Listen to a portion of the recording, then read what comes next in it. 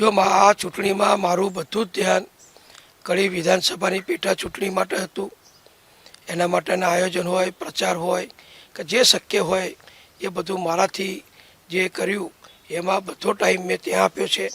એટલે વિસાવદરની પેટા ચૂંટણીમાં કેવી રીતે આયોજન થયું, શું ગોઠવણ કરી, એના વિશે મને બહુ ખ્યાલ નથી. એટલે અહીંયા બેસી હું એના વિશે અભિપ્રાય આપું એ યોગ્ય નથી. ને મારી દૃષ્ટિએ આમ આદમી પાર્ટી આગળ આવેલી ના ગણાય. કારણ કે વિસાવદરની ગઈ મુખ્ય ચૂંટણીમાં પણ વિસાવદરમાં આપના ઉમેદવાર જ જીત્યા હતા, પણ સંજોગો વસાત એમણે રાજીનામું આપ્યું. એના કારણે આ પેટા ચૂંટણી યોજાઈ હતી. એટલે આપે જીતેલી સીટ આપે જાળવી છે, એટલે એ નવી સીટ ના ગણાય.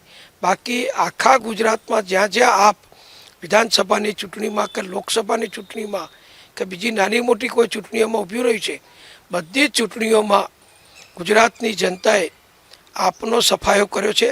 આપના ઝાડુથી જ આપને સાફ કર્યું છે.